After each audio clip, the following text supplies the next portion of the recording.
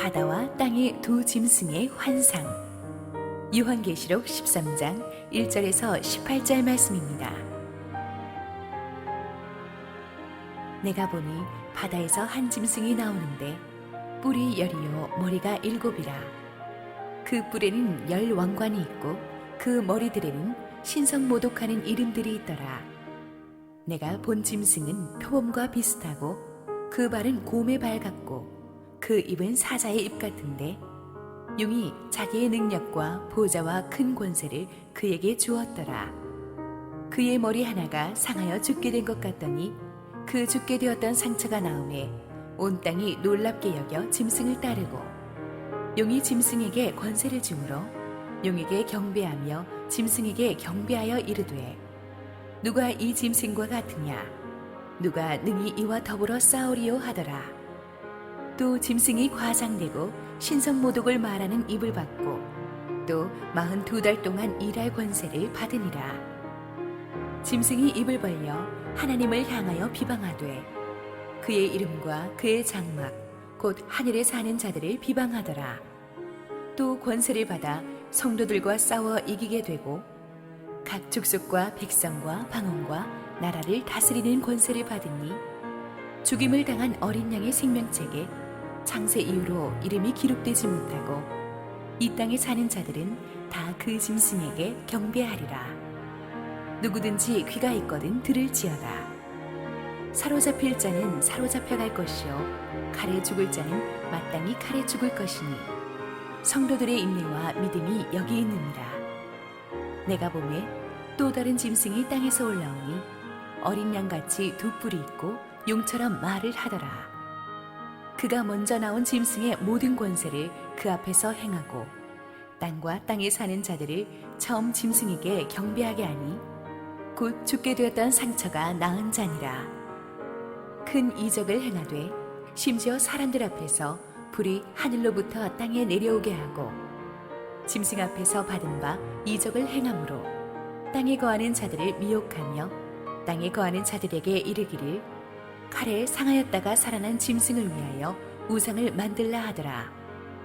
그가 권세를 받아 그 짐승의 우상에게 생기를 주어 그 짐승의 우상으로 말하게 하고 또 짐승의 우상에게 경배하지 아니하는 자는 몇이든지 다 죽이게 하더라. 그가 모든 자, 곧 작은 자나 큰 자나 부자나 가난한 자나 자유인이나 종들에게 그 오른손이나 이마에 표를 받게 하고 누구든지 이 표를 가진 자 외에는 매매를 못하게 하니 이 표는 곧 짐승의 이름이나 그 이름의 수라. 지혜가 여기 있으니 총명한 자는 그 짐승의 수를 세어보라.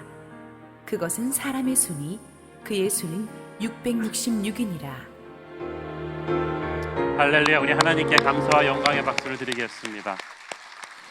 좋은 주일 아침 예배드리러 오신 여러분 모두를 축복하고 환영합니다.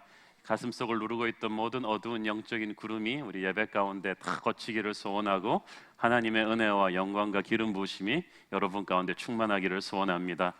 우리 성가대 오늘 부른 찬양이 참 요한계시록의 테마곡 같아요. 듣기만 해도 우리 초대교회 성도들의 그 기백이 생각이 나고 지금도 목숨을 걸고 하나님을 예배하고 있는 북한 지하교회 성도들이 생각이 납니다. 오늘도 함께 우리 하나님 말씀 볼 때 한번 기도하시고 말씀을 열겠습니다. 사랑하는 아버지, 은혜를 감사합니다. 오늘도 하나님의 은혜를 기대합니다. 마지막 시대를 장악하고 있는 어둠의 세력 666 적그리스도의 실체를 오늘 말씀을 통해서 살펴볼 텐데 하나님의 영광이 임하게 하여 주시고 부족한 종을 가리시고 하나님의 은혜의 메시지가 우리 속에 들어오게 하여 주옵소서. 예수님의 이름으로 기도했습니다. 아멘.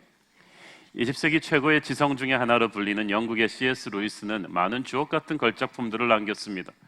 그런데 그 중에서 이분이 가장 쓰기 힘들어했던 책이 바로 스크루티 플래러라는 책입니다. 그 책은 노련한 베테랑 마귀가 이제 막 마귀 학교를 졸업한 신참 마귀를 가르치는 내용입니다.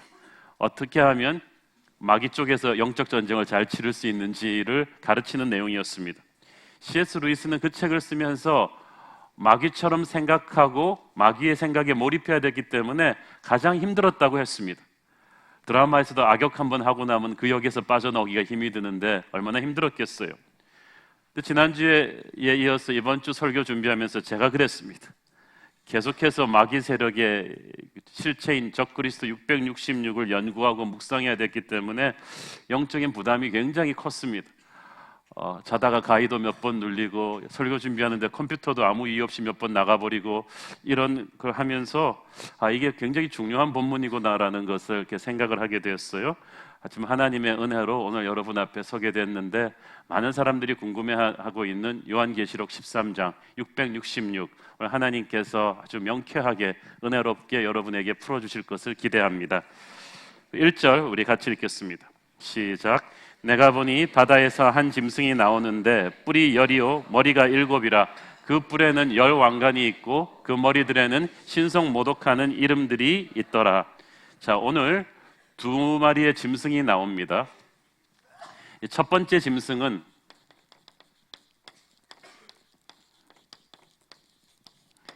바다에서 나오죠. 이 바다는 세상 나라들을 상징합니다. 이 짐승이 7개의 머리와 10개의 뿔의 왕관을 썼다고 했습니다. 뿔과 왕관은 권력을 상징하고 7과 10은 하나님의 숫자입니다. 이 짐승은 지난주에 말씀드렸듯이 하나님의 권력을 찬탈하려고 하는 것입니다. 하나님의 권세를 자기가 가진 것처럼 흉내를 내고 있습니다. 그 머리들에는 신성 모독하는 이름들이 있더라. 이 적그리스도와 그 추종 세력들은 하나님이 받으셔야 될 영광을 자기가 받으려고 합니다. 로마 시대 황제들이 자기를 신이라고 하면서 황제 숭배를 강조한 것과도 똑같은데 이 적그리스도 세력이 정말 간절하게 원하는 것은 예배를 받는 것입니다. 이 적그리스도와 맞서게 되는 우리의 무기도 예배인데 이 적그리스도가 가장 원하는 것이 예배를 받는 거예요. 하나님의 자리에 자기가 앉는 것입니다. 2절을 읽어보겠습니다. 시작. 내가 본 짐승은 표범과 비슷하고 그 발은 곰의 발 같고 그 입은 사자의 입 같은데 용이 자기의 능력과 보좌와 큰 권세를 그에게 주었더라. 자, 이 짐승이 표범과 곰과 사자와 비슷하다고 했죠. 이 짐승이 바로 다니엘서 7장에 나오는 다니엘이 꿈에서 꾸었던 바로 그 네 짐승들입니다. 그것은 당시 고대 중동 세계를 제패했던 이 바벨론과 페르시아와 헬라, 로마 제국으로 이어지는 세상 권세를 상징하는데 다니엘이 꾼 꿈에서는 각자의 동물로 나왔던 것이 이제 요한계시록에서는 한 짐승에 붙어서 나옵니다. 즉 이 짐승은 모든 세상 제국의 권세들의 특성을 한 몸에 가지고 있습니다. 포악하고 영리하고 욕심이 많고 그 힘이 거대합니다. 하나님의 나라 백성들을 핍박하고 거짓과 폭력으로 다스리는 적그리스도적인 세상 권세의 상징입니다. 중요한 것은 용이 큰 권세를 그에게 주었다는 것입니다. 우리의 힘이 하나님으로부터 온 것이듯이 적그리스도의 힘은 이 용에게서 왔습니다. 자, 이 용의 존재, 지난주에 우리가 용에 대해서 다뤘죠. 그의 이름은 루시퍼, 사단 세력의 우두머리인데 이 용이 첫 번째 짐승에게, 그죠? 이 첫 번째 짐승이 바로 적그리스도입니다. 이 용의 아들입니다. 이 용이 힘을 부어줬습니다. 사단에게 힘을 부여받은 적그리스도가 그 힘을 가지고 지상의 교회를 핍박하기 시작합니다. 자, 이 적그리스도의 특징은 첫 번째 특징은 예배인데 두 번째 특징은 모방입니다. 철저하게 예수님을 모방합니다. 3절을 읽겠습니다. 시작. 그의 머리 하나가 상하여 죽게 된 것 같더니 그 죽게 되었던 상처가 나음에 온 땅이 놀랍게 여겨 짐승을 따르고 죽었다가 다시 살아났어요. 이거 좀 뭐 같아요? 예수님의 십자가 죽음과 부활을 그대로 흉내낸 거예요. 그러니까 자신이 잡은 세상 권세를 거의 잃을 뻔하다가 기적적으로 다시 되찾은 것처럼 극적인 반전 효과를 누립니다. 그럼 사람들이 와, 역전극에 열광하는 거예요. 이런 간사한 꾀를, 예수님의 십자가 죽음과 부활을 자기도 그대로 흉내내서 추종자를 끌어들입니다. 실제로 역사를 보면 당시 기독교를 노골적으로 핍박하던 로마 시대처럼 외형적으로 아예 기독교를 그냥 땅에 짓밟아버리고 마치 사단이 세상을 다 엎은 것 같은 시대가 있었는가 하면 그 뒤 300년이 지나면서 기독교가 로마의 국교가 되고 핍박이 풀리고 평화가 오고 어둠의 세력이 물러가는 때가 옵니다. 마치 마귀가 죽어버린 것 같아요. 적그리스도의 시대가 끝난 것 같고 이 세상이 지상낙원이 된 것 같은 느낌을 주는 때가 오기도 합니다만은 그것은 사탄의 가짜 죽음입니다. 잡초처럼 다시 살아나요. 교회가 긴장을 늦추고 해이해지고 매너리즘에 빠지니까 중세기 유럽은 다시 무서운 사탄의 반격이 시작되면서 교회가 생명력을 잃어버렸습니다. 한국 기독교도 그랬습니다. 처음 들어와서 막 부흥했다가 또 일제시대 때 신사참배를 비롯한 탄압이 왔습니다. 공산 세력이 들어오면서 이북에 있는 한국 기독교가 다 밀려나 버렸습니다. 그러다 다시 또 한국에 부흥이 일어났어요. 60, 70년대 한국교회 대부흥이 일어나면서 또 한국교회가 커지는 것 같았습니다. 그러나 이제 다시 사탄이 끈질기게 살아나서 한국교회가 다시 또 침체하고 힘든 상황이 이르렀어요. 사단의 세력이 이렇습니다. 죽었다 싶으면 다시 살아나고 죽었다 싶으면 다시 살아나기 때문에 이 끈질긴 생명력을 가진 이 적그리스도의 세력의 특징입니다. 자, 그런데 4절을 읽겠습니다. 시작. 용이 짐승에게 권세를 주므로 용에게 경배하며 짐승에게 경배하여 이르되 누가 이 짐승과 같으냐 누가 능히 이와 더불어 싸우리요 하더라. 자, 용이 짐승에게 권세를 주었다 하고 했어요. 그러니까 용에게 경배하며 짐승에게 경배하여 이르다. 자, 사람들이 용을 경배하는 이유는 짐승의 힘의 근원이 루시퍼이기 때문입니다. 용이 루시퍼라 그랬죠? 이 첫 번째 짐승인 적그리스도가 성자 예수 그리스도가 성부 하나님을 순종하듯이 이 적그리스도는 이 용을 순종하는 존재예요. 그래서 그리스도의 죽음과 부활을 모방한 사탄의 술수에 혹된 사람들을 하나님께 예배하는 것이 아니라 이 적그리스도와 이 사단을 예배하게 만들어 놓습니다. 그 사단을 예배하는 가사가, 찬양 가사가 어디서 많이 들어본 말이죠. 누가 이 짐승과 같으나 누가 능히 이와 더불어 싸우리요. 이사야서 시편에 무지 많이 나오는 하나님을 찬양하는 누가 주님과 같으며 그것을 그대로 모방한 거예요. 사탄의 특징은 오리지널이 없다는 거예요. 하나에서 10가지 하나님을 모방하는 짝퉁일 뿐입니다. 천군 천사와 성도들이 하나님을 예배하는 거 다 들었다가 음원 표절, 다 그냥 가사 표절하고 그 예배 방식을 표절해서 예배 내용까지도 모든 세상 짝퉁 문화의 원조는 바로 사단입니다. 철저하게 하나님께 드리는 예배, 하나님이 다스리시는 방식을 흉내내고 있습니다. 또 하나 이 적그리스도의 특징은 악한 입술입니다. 우리가 5절 같이 읽겠습니다. 시작. 또 짐승이 과장되고 신성모독을 하는 입을 받고 또 42달 동안 일할 권세를 받으니라. 과장되고 신성모독을 말하는 힘, 입, 그러니까 하나님의 거룩하심을 모독하는 그런 언어들을 많이 한다는 거예요. 6절 계속해서 읽습니다. 짐승이 입을 벌려 하나님을 향하여 비방하되 그의 이름과 그의 장막 곧 하늘에 사는 자들을 비방하더라. 하나님의 이름을 망령 때 일컫는 자를 하나님이 가장 무서운 첫 번째 계명으로 경고하셨는데 지금 이 적그리스도가 이 짐승이 스스로 하나님의 진노를 재촉하고 있습니다. 하늘에 사는 자들도 비방했다는 말은 하늘에 사는 자들은 천군 천사뿐만 아니라 하늘에 있는 우리 성도들과 지금 땅에 남아있는 땅에 살지만 하늘의 명령을 받고 있는 우리 교회를 가르치는 것입니다. 적그리스도 세력들은 주님을 모독하고 주님의 교회를 모독하고 공격하는 이런 말들을 끊임없이 쏟아냅니다. 여러분 입술을 조심스럽게 사용하셔야 합니다. 짐승은 입술을 더럽게 사용합니다.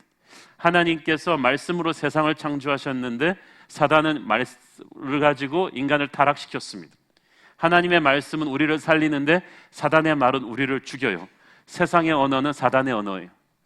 지금 세상이 더러운 것은 언어가 더럽기 때문에 그래요. 언어가 더러운 것은 사람이 더러워서 그래요. 그래서 지금 SNS나 인터넷이나 방송에 나와 있는 말들이 너무나 사납고 음란하고 공격적이고 험악한 것은 이 짐승의 영향력을 받고 있기 때문입니다. 하나님은 하나님의 자녀들에게 입술의 권세를 주셨습니다. 너의 입에서 들리는 대로 내가 행하리라고 하셨습니다. 적 그리스도와 그의 추종자들의 악한 입술에 맞서서 우리는 거룩한 언어로 이겨내야 되는 거예요. 7절 계속해서 읽습니다. 시작. 또 권세를 받아 성도들과 싸워 이기게 되고 각 족속과 백성과 방언과 나라를 다스리는 권세를 받으니, 성도들과 싸워 이기다 된다는 것은 이게 성도들이 일시적으로 패배하는 것 같아 보인다는 거예요. 너무 세기 때문에. 그러나 이게 영원한 권세가 아닙니다. 성도들은 잠깐 패배하는 듯 보이지만 더욱 강하고 성숙해질 것입니다. 로마도 그랬고 히틀러도 그랬고 중국 공산정권도 그랬고 지금 북한도 그렇고 기독교를 말살시켜 버리는 것 같지만 하나님의 교회는 그 어떤 제국보다 더 오래 살아남았고 더 흥왕할 것입니다. 하나님은 교회를 지키실 겁니다. 짐승은 각 족속과 백성과 방언과 나라를 다스리는 권세를 받았다고 했죠. 이것도 어디서 많이 들어본 말이죠. 요한계시록에서 온 백성과 족속과 방언의 열방의 무리들이 하나님께 경배하는 게 짐승이 부러워가지고 자기도 열방으로 그 악한 세력을 뻗치고 있습니다. 하나님이 전 세계를 품으시니까 짐승도 전 세계에 자기의 악한 촉수를 뻗치고 있어요. 그래서 우리는 복음이 전해지는 곳곳마다 영적인 전쟁을 치르게 될 것입니다. 그것이 첫 번째 짐승입니다. 두 번째 짐승이 나옵니다. 11절 읽겠습니다. 시작. 내가 보매 또 다른 짐승이 땅에서 올라오니 어린 양같이 두 뿔이 있고 용처럼 말을 하더라. 자, 두 번째 짐승은 땅에서 올라왔어요. 자, 그런데 이 두 번째 짐승이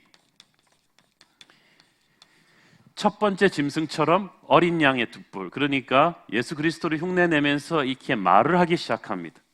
두 번째 짐승의 능력은 이 입술입니다. 첫 번째 짐승은 파괴의 능력을 행사했는데 이 두 번째 짐승은 이 악한 언어를 가지고 사람들을 미혹합니다.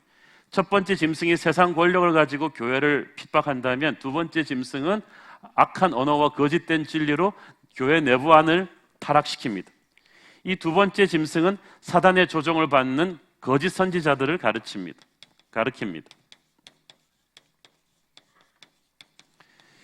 그래서 요한계시록에서 계시록 12장에 나왔던 용과 계시록 13장에 나오는 첫 번째 짐승 적그리스도와 두 번째 짐승 거짓 선지자들을 가르쳐서 이 학자들은 마귀판 삼위일체라고 합니다. 아까 뭐라고 그랬죠? 마귀의 일평생 소원은 하나님같이 되는 것입니다.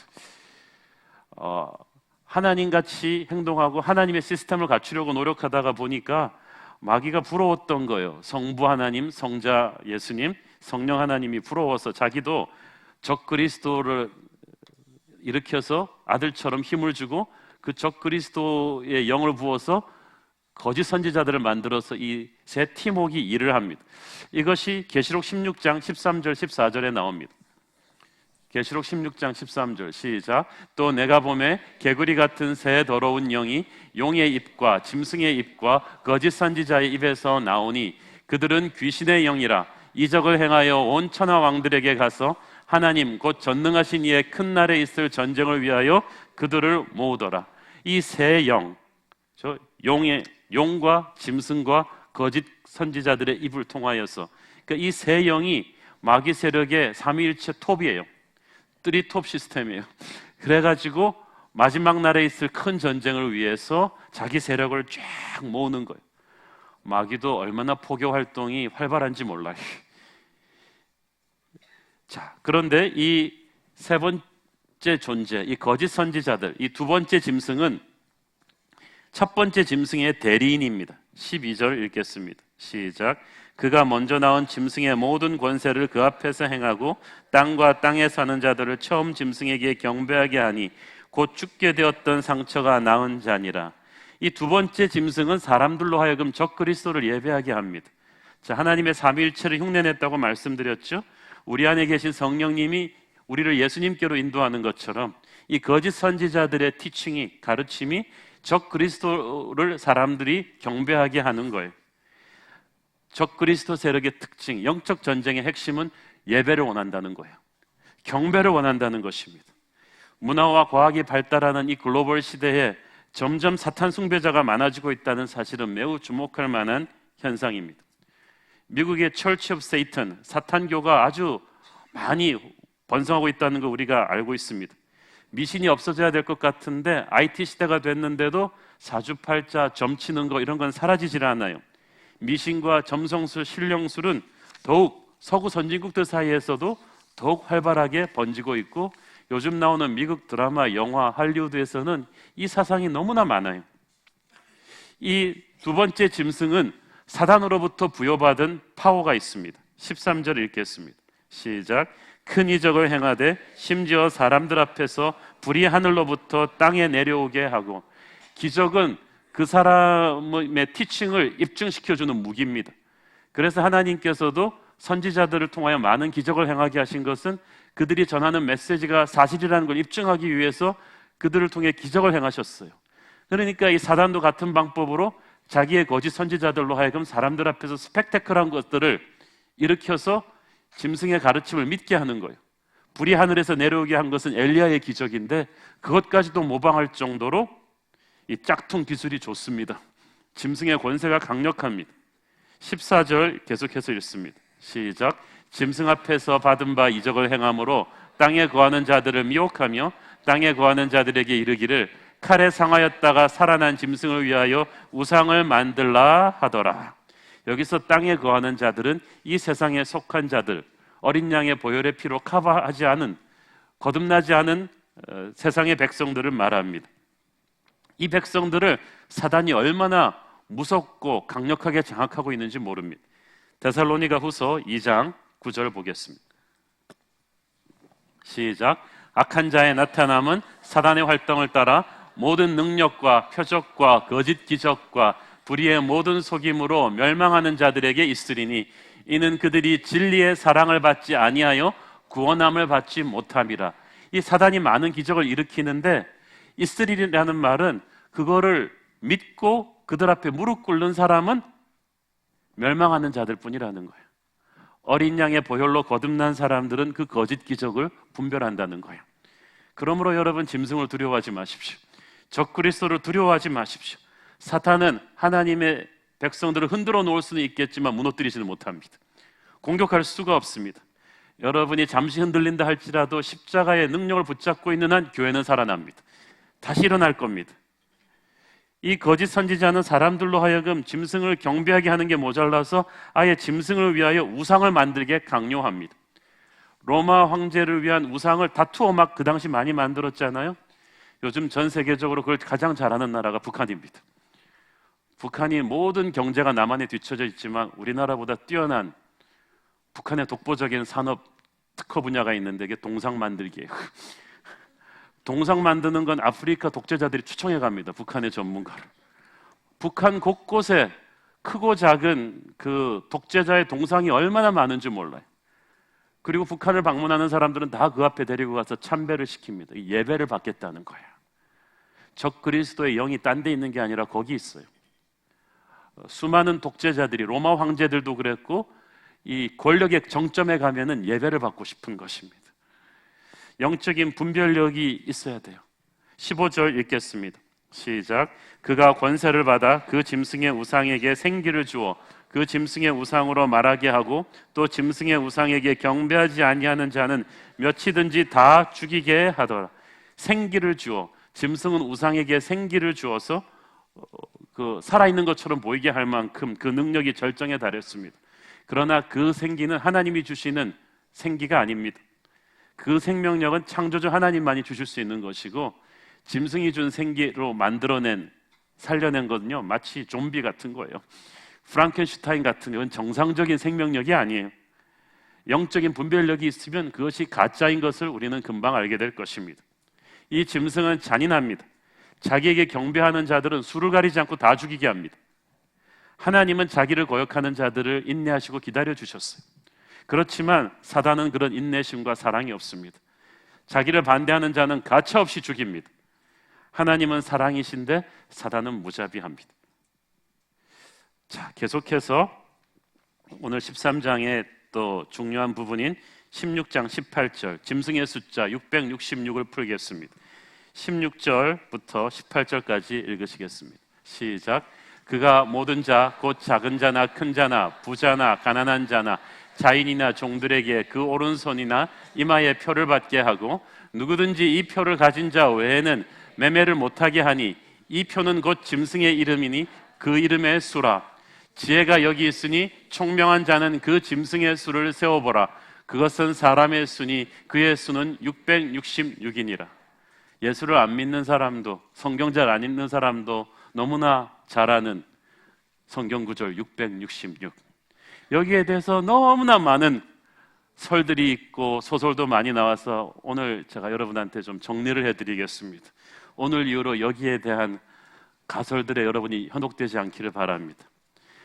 대중카드가, 크레딧 카드가 80년대 초에 대중화되기 시작했을 무렵에 어떤 미래학자가 말하기를 앞으로는 이 크레딧 카드 없이는 절대 사고 파는 행위를 미래사회에 할 수 없을 것이다.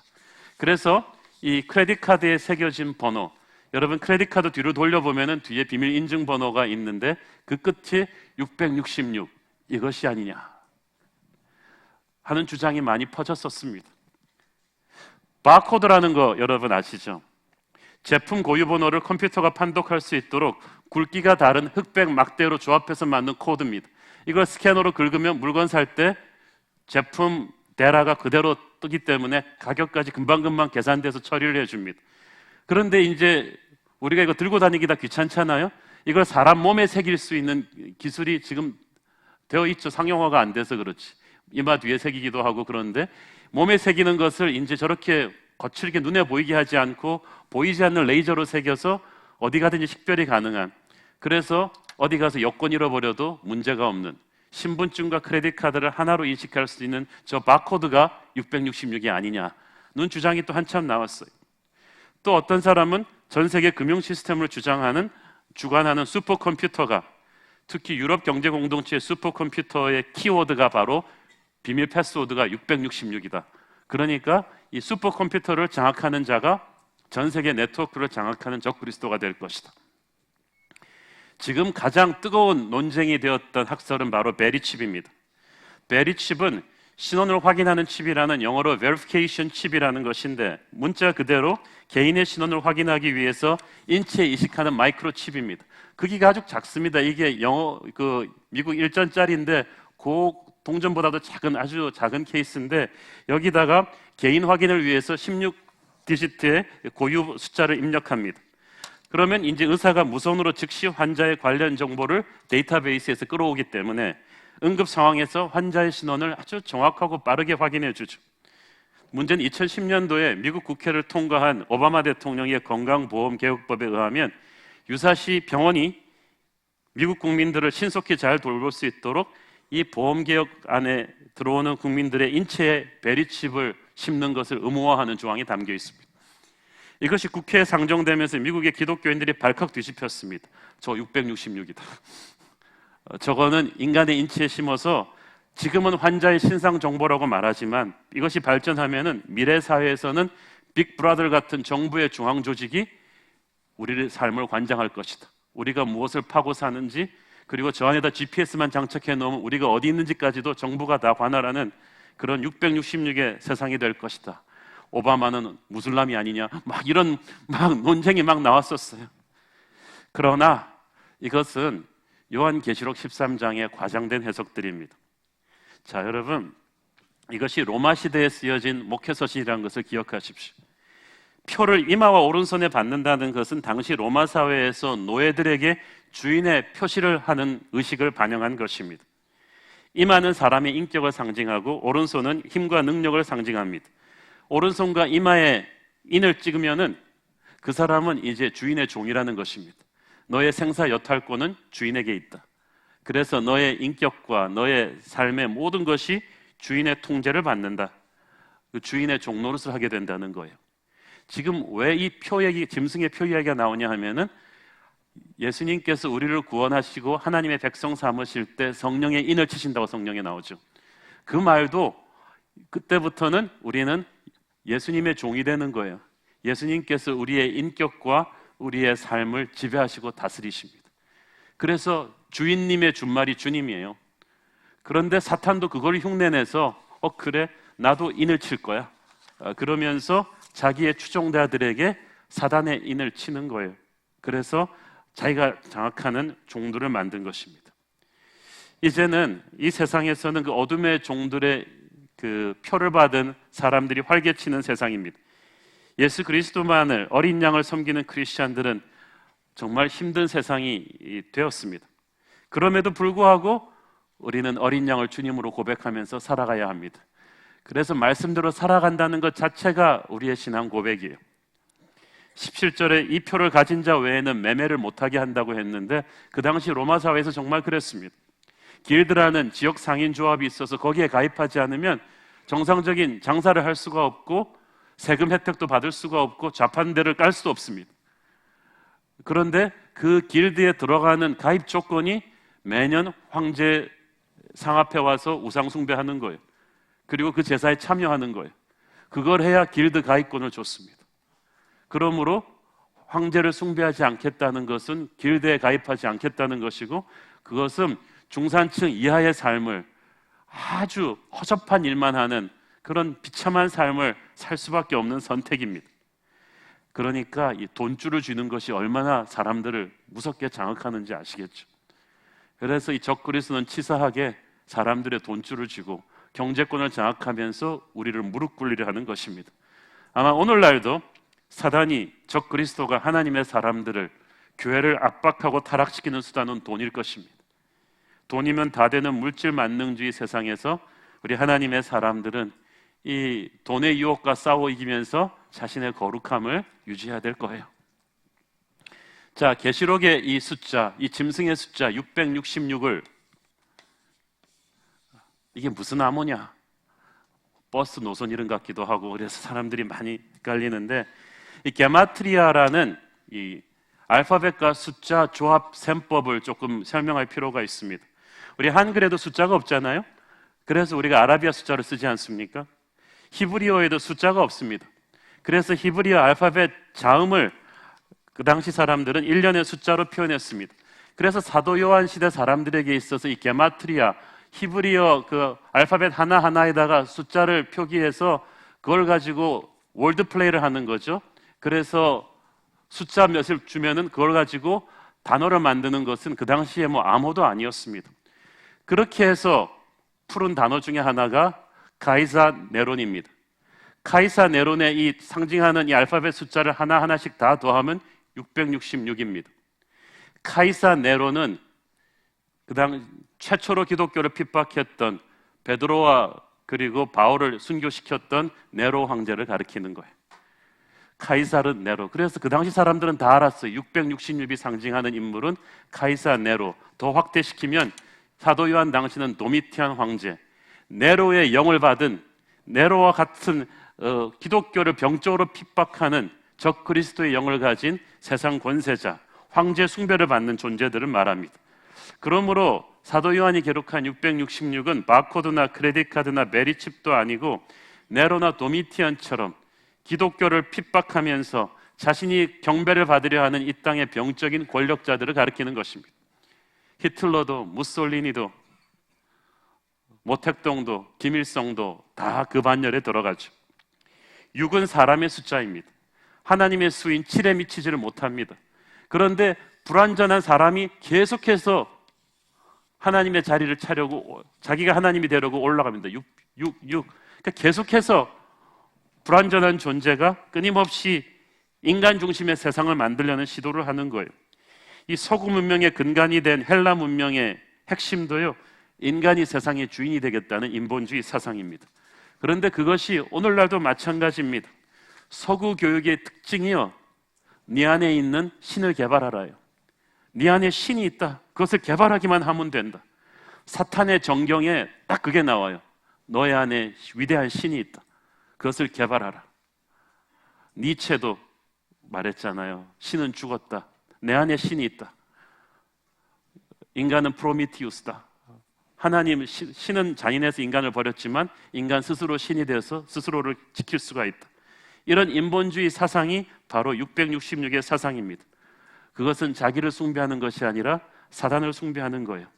이런 사상이 또 미국을 장악하고 있는 뉴에이지 사상과 똑같습니다. 여기에 동정하지 않으면 이런 긍정적인 사고방식, 자기를 높이고 개발하는 이런 사고방식이 종교가 되어버렸어요. 여기에 동조하지 않으면 점점 촌스러워지고 생존 자체가 어려워지는 세상으로 점점 가게 될 것입니다. 그러나 6은 부족한 숫자죠. 그러므로 666은 실패, 마지막 실패를 뜻하는 거예요. 그것이 짐승의 운명입니다. 계시록 19장 20절 시작. 짐승이 잡히고 그 앞에서 표적을 행하던 거짓 선지자도 함께 잡혔으니 이는 짐승의 표를 받고 그의 우상에게 경배하던 자들을 표적으로 미혹하던 자라. 이 둘이 산채로 유황불 붙는 못에 던져지고 짐승도 그의 힘을 받은 거짓 선지자도 그 많던 추종자들도 남김없이 유황불에 던져져서 그 운명이 끝나게 될 것입니다. 그러니까 지금 그들이 아무리 강성하다 할지라도 두려워하지 마십시오. 이 마귀의 세력, 적 그리스도에 맞서서 하나님의 교회가 승리하는 길은 무엇입니까? 그것은 인내와 믿음입니다. 10절 읽겠습니다. 시작. 사로잡힐 자는 사로잡혀갈 것이요 칼에 죽을 자는 마땅히 칼에 죽을 것이니 성도들의 인내와 믿음이 여기 있느니라. 와, 하나님 너무 성경 말씀 너무 쿨하지 않아요? 우리는 말씀 때문에 투옥 때문에 가서 막 눈물 닦아주고 그래야 되는 하나님은 감옥에 가면 가라. 칼에 죽는 자는 칼에 죽을 것이다. 순교당하려고 하느냐? 순교해라. 이거예요. 그러나 성도들의 인내와 믿음이 여기 있느니라. 인내란 극심한 압박 아래서 버텨낸다는 뜻입니다. 하나님의 사람의 여정은요, 버텨내는 여정이에요. 인내의 여정입니다. 세상이 우리를 흔들어댈 때 우리는 예수의 능력으로 그 압박을 버텨내야 돼요. 믿음이라고 쓰고 인내라고 읽습니다. 역경을 이겨내는 능력이에요. 요즘의 세대가 왜 믿음이 없습니까? 예배가 화끈하지 못해서 믿음이 없는 게 아니라 삶에서 버텨내는 능력이 없어요. 작은 불편함, 작은 갈등을 견디지 못해요. 믿는 사람들이 너무 요새 인내심이 없어졌어요. 훈련받고 사역하면서 너무들 쉽게 포기하고 자빠지고 도망갑니다. 조금만 바쁘면은 예배 드릴 시간 없고 훈련 받을 시간 없고, 조금만 경제적으로 힘들어지면 헌금 낼 돈 없고, 조금만 자기가 막 짜증이 나면은 예배 못 드리겠다고 하고. 그리스도의 군대는 그렇게 나약해서는 안 됩니다. 우리는 인내를 가져야 합니다. 인내를 가질 수 있는 것은 믿음이 있기 때문입니다. 어떤 어려움 속에서도 하나님이 나와 함께 한다는 믿음, 최후의 승리는 우리의 것이라는 믿음, 하늘의 능력이 적그리스도의 능력보다 훨씬 크다는 믿음, 천국에 우리의 상급이 기다린다는 그 믿음이 우리에게 있어야만 합니다. 이것을 믿는 사람만이 적그리스도의 세력과 정면 대결을 펼칠 수가 있는 거죠. 이 마지막 시대에 적그리스도의 세력을 이기는 우리의 힘의 핵심에는 예배의 회복이 있습니다. 적그리스도의 활동의 핵심이 거짓 예배라고 했죠. 8절 읽겠습니다. 시작. 죽임을 당한 어린 양의 생명책에 창세 이후로 이름이 기록되지 못하고 이 땅에 사는 자들은 다 그 짐승에게 경배하니라. 딱 두 개로 갈려져요. 세상은 간단합니다. 어린 양을 경배하는 자와 적그리스도를 경배하는 자. 나 적그리스도 경배한 적 없는데, 어린 양을 경배하지 않는 그 순간부터 여러분은 세상의 영에게 경배하고 있는 거예요. 사람들이 그걸 몰라서 그래요. 과학이 발달하고 경제 수준이 높아진다고 해서 세상이 좋아질 것이라는 착각을 해서는 안 됩니다. 좋아지는 것은 세상의 겉모습이지 영적으로는 지금 점점 안 좋아지고 있습니다.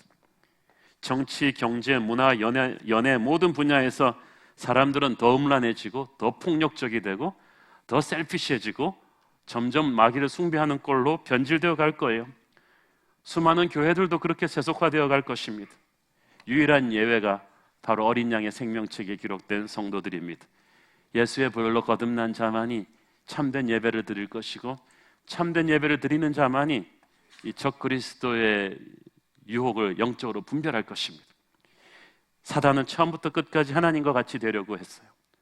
예수의 죽음과 부활을 사단도 흉내내었고, 예수님이 제자들에게 성령을 부으셔서 열방으로 보냈듯이 사단도 거짓 선지자에게 힘을 실어서 열방으로 보내려고 합니다. 예수님이 받으셔야 될 찬양과 경배를 사단이 대신해서 찬탈해서 받고 있어요. 돈을 내세워서, 섹스를 내세워서, 명예를 내세워서, 성공을 내세워서 인간을 자기의 추종자로 사로잡아 버렸습니다. 마지막 시대 그 적 그리스도의 공격에 맞서서 교회가 승리하는 유일한 비결은 예배를 회복하는 것입니다. 한국교회의 타락은 예배의 타락이었어요.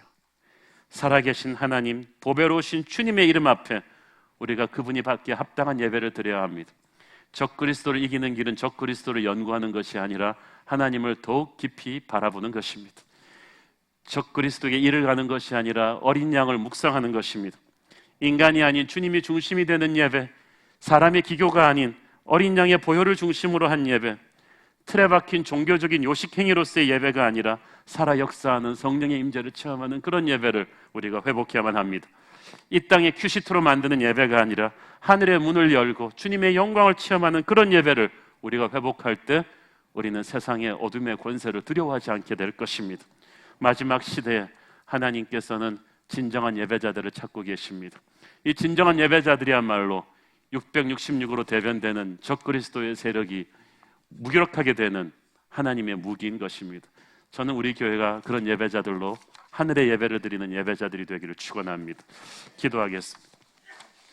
사랑하는 아버지, 은혜를 감사합니다. 마지막 시대, 적그리스도가 암약하는 이 시대에 하나님, 우리는 살고 있습니다. 사도 요한의 세대와는 또 다른 형태의 어둠의 권세의 총공세 앞에 한국교회가 그대로 노출되어서 수많은 믿음의 동지들이 쓰러지고 무너졌습니다. 그러나 이제 전열을 정비하고 우리가 다시 일어나기를 원합니다. 거짓 예배를 받는 적그리스도에 대항해서 참된 예배를 회복하기를 원합니다. 나는 어린 양을 위해서 목숨을 버리기를 원합니다. 오늘도 하늘의 문을 열고 주님을 이 자리에 초대합니다.